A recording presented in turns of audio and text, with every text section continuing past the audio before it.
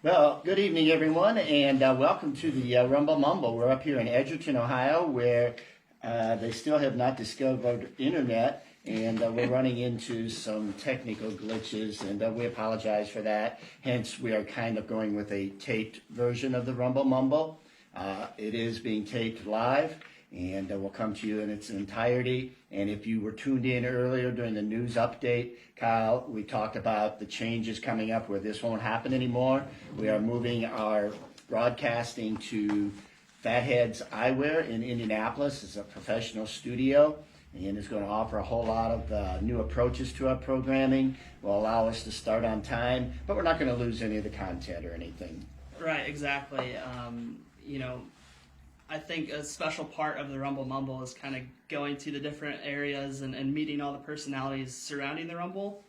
So we're going to still do that, albeit maybe remotely. So we'll have some live videos. We'll still have some in-studio guests, but the production value is going to be, increased tenfold. So we're quality audio, video, and everything. And the guests will still be in their own environment via remote, and we're looking forward to it. So be a few bugs to get worked out, but enough with that. Let's go into tonight. We have a busy show ahead of us. Several guests here tonight with us. We're at Jason Dietsch Trailer Sales in Edgerton, Ohio. Tonight with us we have, of course, Jason, Jeff Clouse, and joining us in a few moments will be go-kart racer Cole Heward. Exactly. And before we get into that, do you want to touch on maybe some of the news updates surrounding Rumble 23? Well, just again, as we talked about, we're going to have to make changes this year. It's not going to be the Rumble as we all know it. It's going to be a temporary change just for this year, and it's completely out of our hands. It's dictated by the COVID-19 requirements from the Allen County Health Department. And as the numbers continue to rise in Ohio and Indiana, we're sweating BBs like everybody else. But there's going to be some changes. We're working on them, and we'll announce them next Friday, October 23rd, and just deal with the backlash at that time. But the Rumble 423 is going to happen. All right. So I'd like to welcome Jason Dietsch, Jeff Clouse. Jason, I Googled your history. Of course, I know you from when you're a wee little kid getting started in go-karting. So let's kind of talk about your career. I know it pretty much started with the go-karting.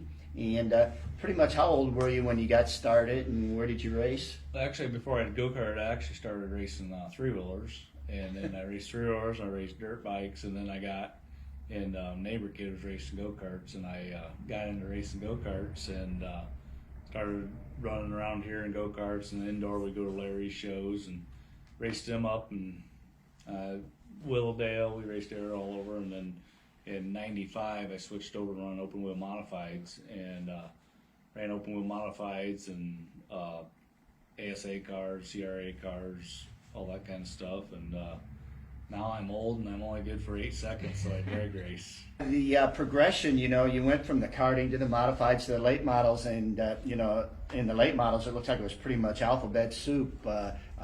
You talked about the CRA, the ASA, the Great Lakes Outlaw late models, Super Pro late models, and all kinds of that. But why do you keep moving up? Is it something that the challenge, or? You always think it's something's better on the other end, and you go up through your days and you race, and when you get back to it, you had just whatever you're having fun with is what you need to do. Go-karts, and you race to a certain age. Some guys can do a lot longer than others, but it's hard on your body and stuff like that. And then I started racing modified and really enjoyed it. And I said I was going to race modified, so I won a championship. Well, I finished second 4 years in a row, and I finally won it. And then I switched over and I bought a couple ASA cars, and we started running ASA, and then that happened to be the year they went broke. And but we got to run Kentucky Speedway and Atlanta and places like that. It was a lot of fun. We did good, and then next year they folded up, so we started running ASA late models and Super Pro and CRA, and really enjoyed that a lot. But the thing is, once you get up in them top brackets, you know, the technology and the people and all that stuff has got to come with it. And when you're racing against guys like Kyle Busch and stuff like that, you just, you know, it's hard to beat them. But, you know, you beat them sometimes. And then I got to a point with my business and all that stuff where I couldn't keep up with it. And, you know, all the racing and travel, and I'm getting older, my kids are getting older, you know, all that stuff. But I'm always going to be involved in racing. I like racing. And so I took a couple years off and trying to figure out what I wanted to do. And buying a boat was no good. I used it a couple times, you know, nothing's very fun. And so I started looking into this drag racing deal for a couple of reasons. It's the business end of it. I sell a lot of trailers to the drag racing world, and along with circle track and everything like that. And so I got into looking to see which class, because I didn't know nothing about drag racing. Never been to a drag race before, and thought it was going to be easy. So, there's a lot that goes into it. We started in probably one of the premier classes around, and we've learned a lot, and we're having a lot of fun with it. And the increase in business has been tremendous. I mean, we go to events. There's 500 racers plus at them. They all have haulers and they stay for the weekend and stuff like that. So that's, you know, that's been a big bonus, you know, getting all that. And I want to stay involved in racing. I have actually a couple times here at late, I've run my cousin's modified, back doing that a little bit. And we're going to run like 4 or 5 races next year. So I'm going to still do that and whatever, you know, I'll run about anything. So just to have fun. So you said you started in 3-wheel racing, or 3-wheelers. I guess I don't really know what that is. Can you explain to the... You're not talking about big wheels, are you? No. No, so it's like a 4-wheeler today, an ATV. Okay. So actually I started them because I was going with a couple of guys here from town that were older, that were racing, and I was just working in their crew and all that. Mm-hmm. And I told my dad I wanted to start racing through-wheelers. He goes, well, if you can talk your mom into it, you know, you can do it. He knew I'd never talk her into it. Well, that's a pretty good salesman. And I got the job done. Okay. And so we started racing through-wheelers, and I really enjoyed it. We won a couple championships and all that. Well, then the laws changed, where too many people were getting hurt on 3-wheelers, mm-hmm. and so they banded you had to be 16 years and older to race them. And so then I had to get out of it, so I went and bought a dirt bike, and I was terrible at it, crashed, thought I was going to kill myself, and so I got out of that, and that's when the go-kart came along. You know, I'm seeing a transgression here. You're talking about the 3-wheelers, no protection, into the go-kart, no protection, into the modifieds and late models, in a roll cage, but still a lot of contact between cars. Now you're just going straight. It's going straight. So, I see that.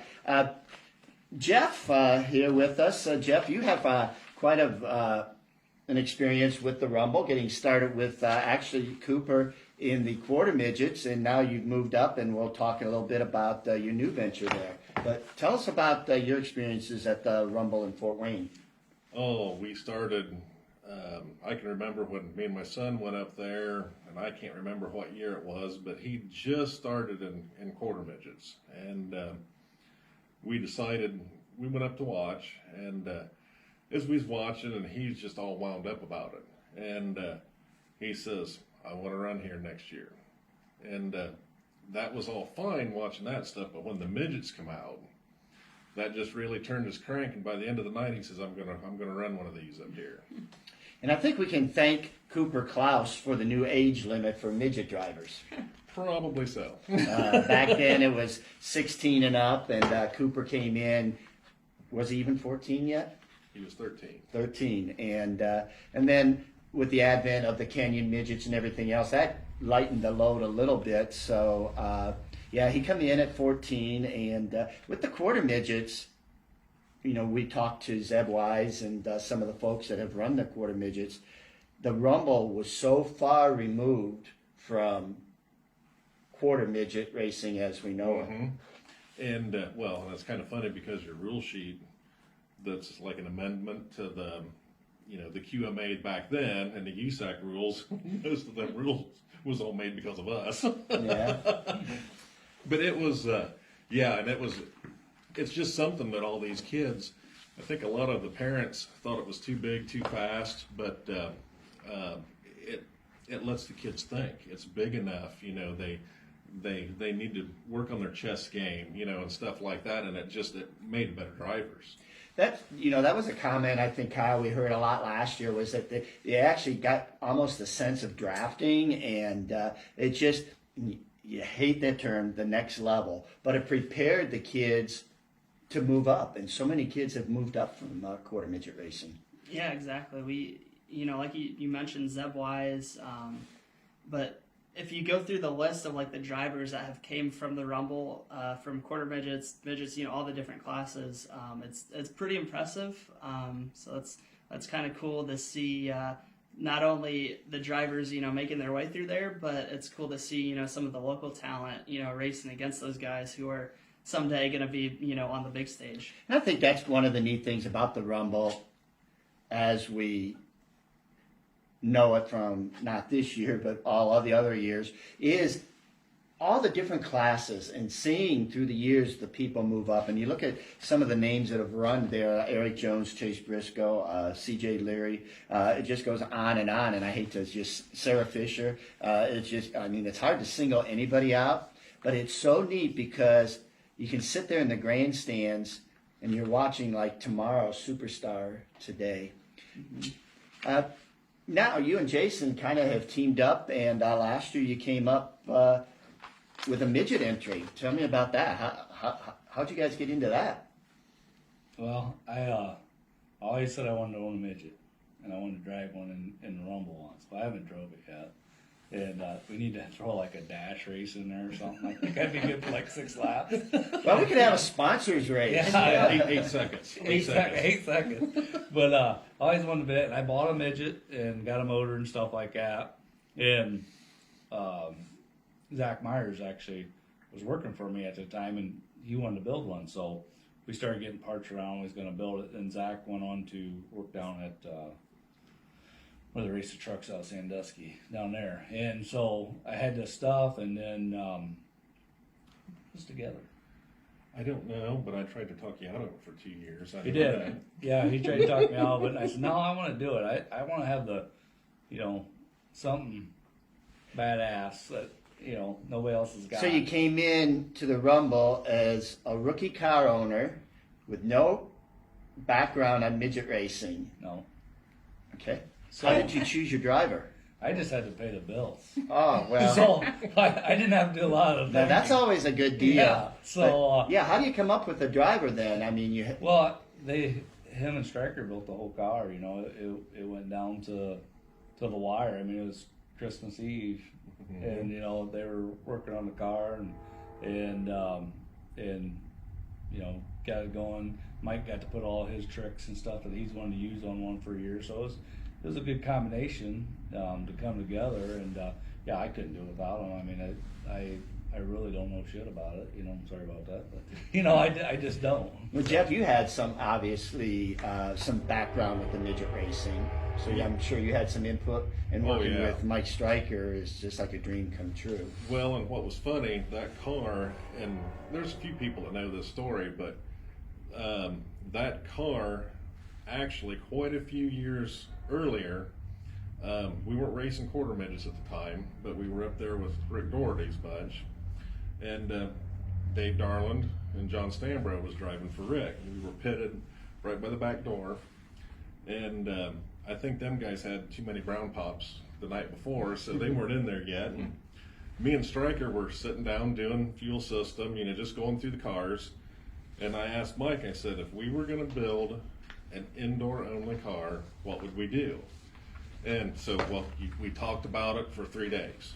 And, every year when the Rumble comes around, it's just like the Chili Bowl. I mean, after the Rumble, everybody's going to build a car for the Rumble. And then that dies when the Chili Bowl comes, and then everybody's going to build a Chili Bowl for the next 3 or 4 weeks. Chili Bowl car. Well, we talked about this car for like 9 years, and when he finally twisted my arm enough, I called up Mike and I said, we get to build that car we've talked about. And all through them years, I mean, I had little sketches and drawings and stuff we wanted to do, and yeah, and we did that car in like 33 days. Yeah. Did you deem it a success? Yeah, I mean, I was pretty happy when you roll it out in your first practice section. Cooper went out and passed Tony Stewart, so I thought, yeah, ain't too bad. That was pretty good. We found some engine troubles the first year as used engine, and then but qualified both nights, right? Made the show both nights first year, and but the motor would break, had a valve train issue, and I said after the race, I said, we're getting this thing fixed right, and sent to Mikey Seymour, wasn't it? Mm-hmm. Up there and Autocraft, and he put a new valve train on it, rebuilt the whole engine, and made it bulletproof. Last year we went back and qualified second to Tony, and was basically sitting there riding in second, and he said he wasn't going to go to it. Tony got to him, and Tony got to him and went to go, and they bumped tires. Not Tony, but I don't remember who was leading it, and it got the sway bar just enough to lowered it down and kind of knocked us out. So, but yeah, I think we got a good piece. We just got to put it all together. So kind of a recurring question we have is, with your pretty versatile background in racing, and obviously your rich history in racing, how does indoor Coke syrup flat track racing compare to some of the other types of racing you guys have done?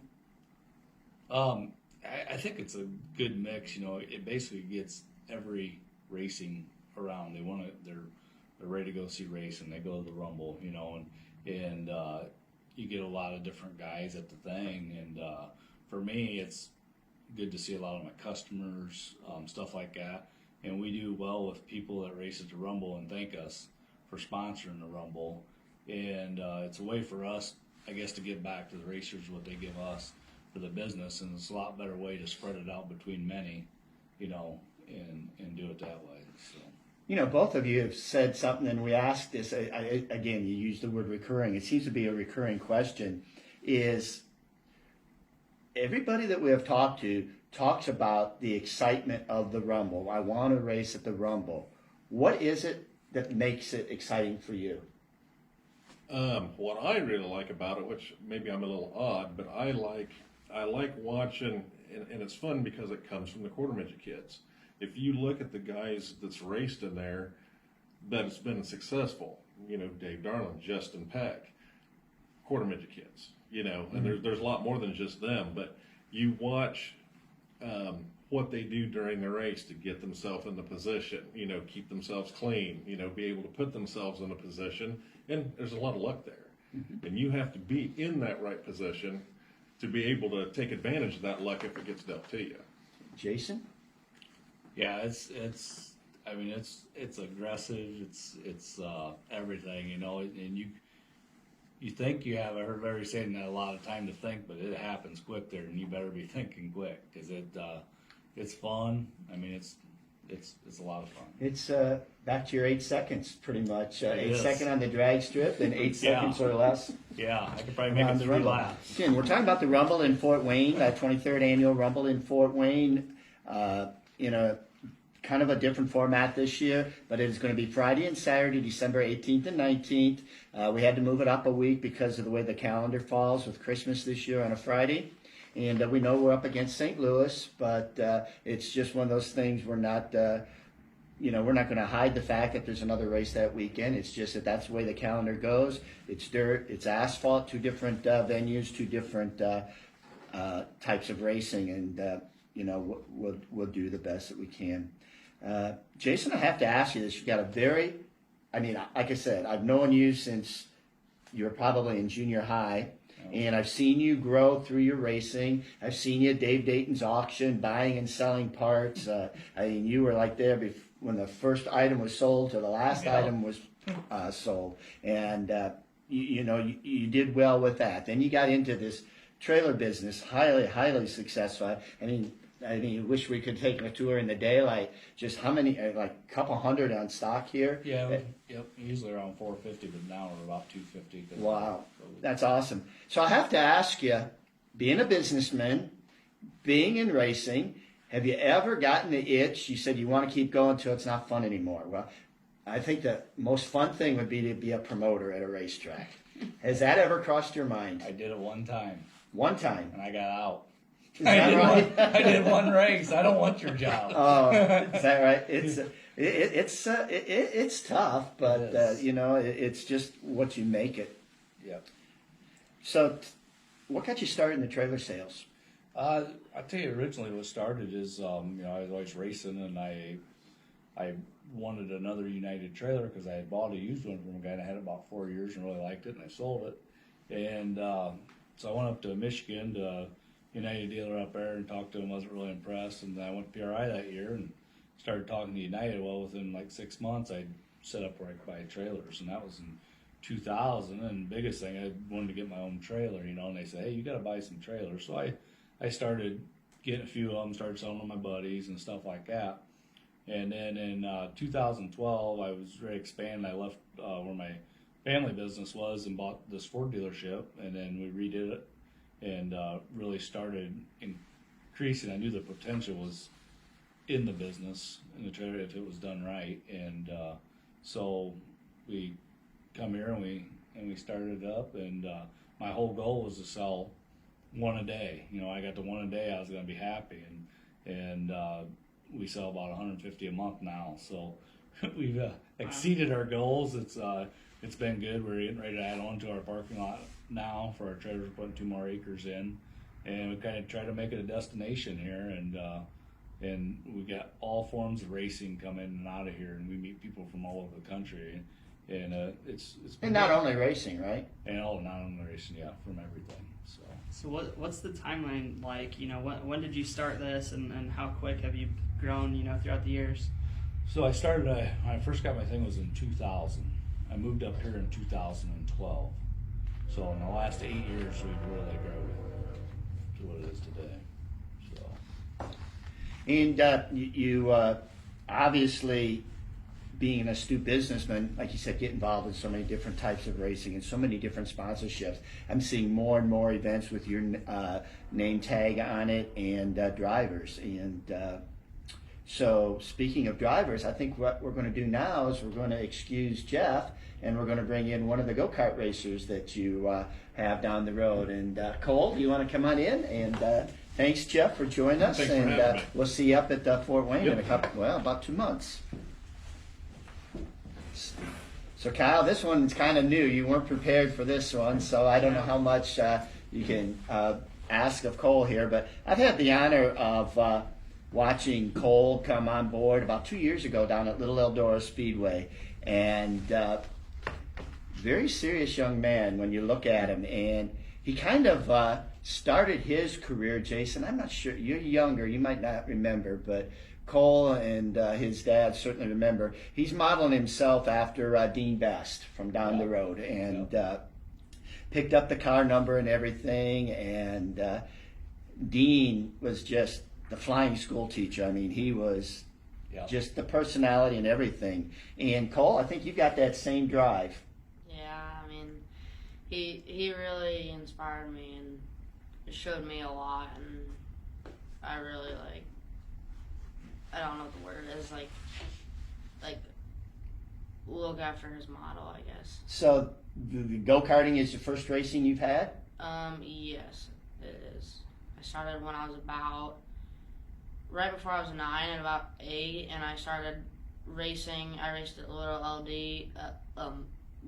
E, and that's where I got my first win. I raced at State Line, Akron, Bearfield, all those tracks for the first year or so.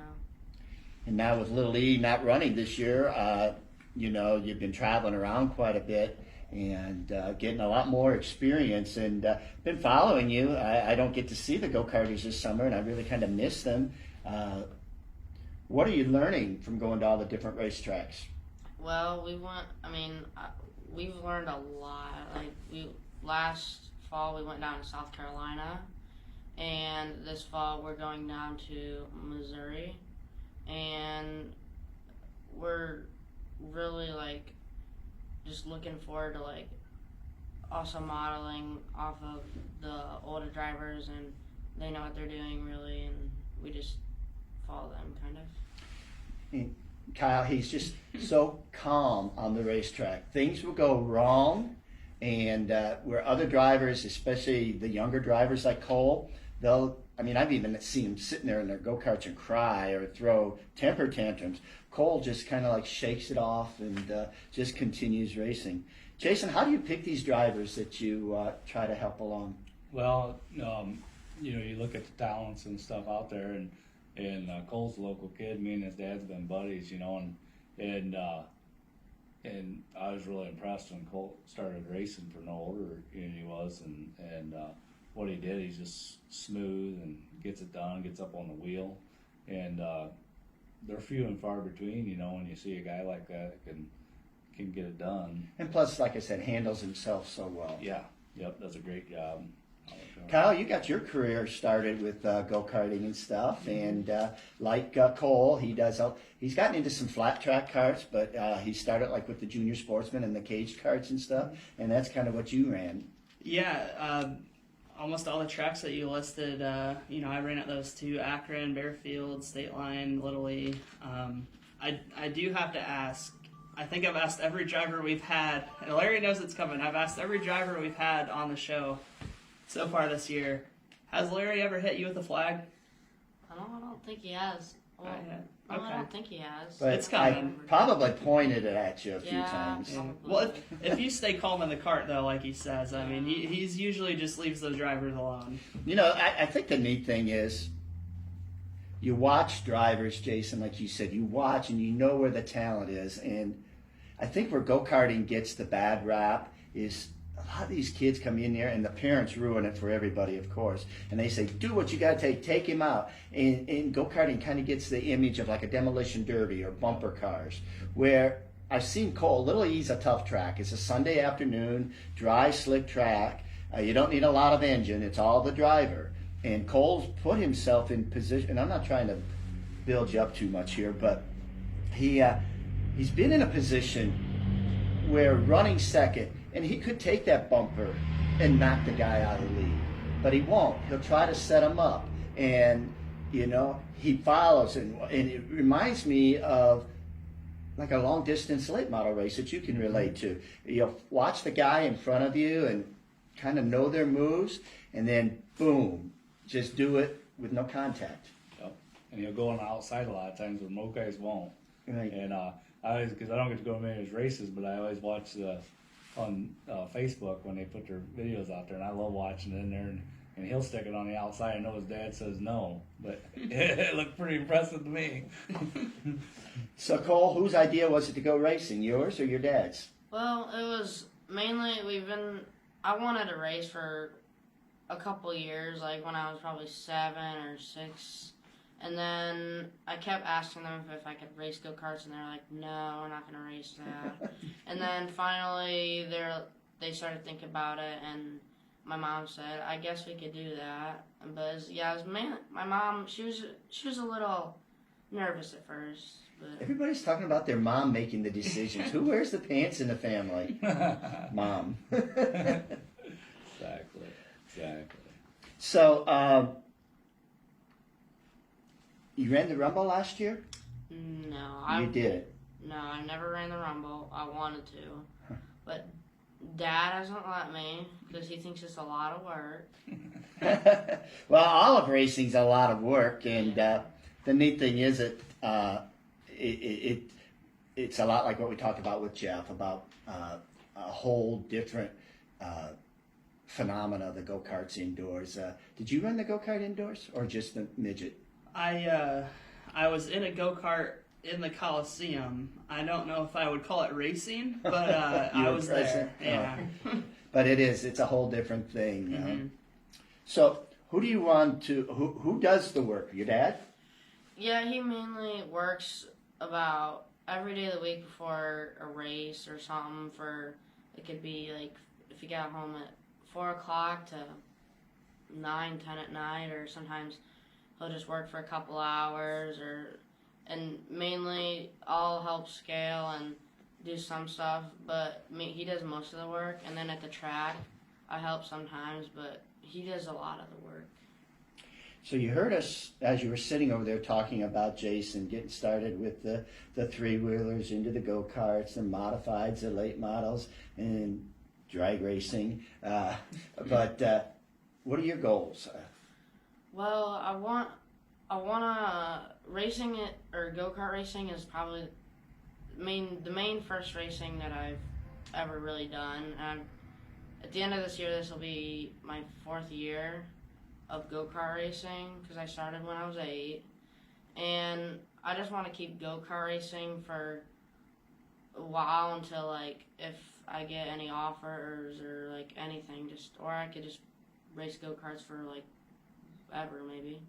Wow. Kyle, you raced the go-karts. Did you have an aspiration to, well, you went into the asphalt business, the late models down south, and now back into the dirt midget? Yeah, I've done a little bit of everything. Not quite as many as Jason Dietsch over here, with 3-wheelers and dirt bikes. But honestly, no. I was just focused on getting to the next level, whether it's hopping into a 600 or dirt midget or switching over to asphalt and getting into a late model. I was just trying to progress from one level to the next. Whether it's mainly just whatever I can get my hands on. Okay, we're going to wrap this up pretty shortly here. Again, we're at Jason Dietsch Trailer Sales in Edgerton, Ohio. We thank Jason for hosting us tonight. We apologize for the technical glitch, and as we said earlier, we'll be moving to a studio next week and just upping our professionalism. Jason, any advice for this young man as he looks forward to race in his career? Just keep racing like you do, race hard. I like to see in him that he wants to do it, And my boy raced for a little bit, but he didn't want to do it, and which is fine. I'm not going to push him into it. I'm not going to be a dad and say, you got to race, you got to race. I see where Cole wants to do it, and that's what you need. And I always wanted to race. It wasn't my parents dragging me to the track. I had to drag them to get me signed in, and I always wanted to have that, and I see that in Cole. And that's what it takes, If you don't want it, if you're just going to show up at track and drive, you're not a racer, in whatever level you're in. The guy that's those true racers might not be the guy who finishes first, You watch Ken Trader's true racers, and that's a true racer. Well, you said you're 12, and the age limit for running a midget is 14, and you're sitting beside somebody that has a midget, so that might be something. I don't know what Dad thinks about that, but might be something to keep in the back of your mind. Jason, first racetrack you ever went to as a kid? Not as a racer, but as a fan. Bryan Motor Speedway. Where? Bryan Motor Speedway. Dirt or asphalt? Dirt. Okay, Well, the they big had half dirt and mile? asphalt. They had both. Yeah, I remember I went when they introduced that big old half mile. Yes. And drove up there, and I went to that. And so I think I've seen Bryan as the little dirt, the big dirt, the asphalt. It's kind of like a villa. You've just seen that. Oh, yeah. Cole, your first race? Little League, and first race I got 3rd, I'm pretty sure. And I remember Dad telling me, if you get a top 3, you get a trophy. And I suddenly got really excited, and I was like, I really want a trophy. And I mean, I'm not saying that I didn't try hard before that, but I was like really focused on getting a top 3, and I got 3rd. And I think my 2nd race there, or 3rd race, I won. I won both of my heats and my feature, I'm pretty sure. Good deal. Mm-hmm. Kyle, your first race? Oh man, as a fan, I think it was up at Michigan for one of the NASCAR races, and not too long after that, we went over to State Line and started scouting out the go-karts. Mm-hmm. I have to admit, I started, Mom and Dad, I'm where I'm at because of my mom and dad taking us to all the races, and we were a promoter's nightmare. I mean, we would go like Fremont, you used to pay as you drove into the parking lot. So us kids, we always had to hide in the back seat underneath the blanket, and don't you say a word until you get inside. Now, as a promoter, if somebody does that to me, God forbid. But, I mean, my parents, we would go Friday, Saturday, and then on Sunday, we would go to Sandusky Speedway in the afternoon, go home and feed the pigs, and then get on the turnpike and go up to Toledo to the horse track. They had a 1/4 mile in the infield called Raceway Park, and we went there. So we thank everybody, Jeff Clouse, Jason Dietsch, and of course Cole Heward for coming on board. We went a little longer tonight, kind of a bonus for getting started late. We hope everybody enjoyed themselves. And Jason, we hope to see you at the Rumble. And Cole, if depending upon what we do with the go-karts, hopefully you will get the chance one of these years to try out that big, fast oval at Fort Wayne. Kyle, any closing comments? Just thank you. You know, obviously, you know, I've been a long time supporter of the Rumble, and we're looking forward to it again this year, December 18th and 19th. And like you said, we'll be back next week, next Thursday, at the Fathead Studio. So we're really looking forward to that. And I want to thank Larry. Larry's been around from everybody's racing career, you know, and what he's dedicated his life to of racers is a big accomplishment. You know, the guy, he always tells me he's going to quit, but he's never going to quit. So, yeah, no, you know, it's a labor of love. Why do you keep involved? Because you love it, and I just love watching this. The kids grow up. Absolutely. So we will see you guys next week at 7:15 for the Rumble News Update.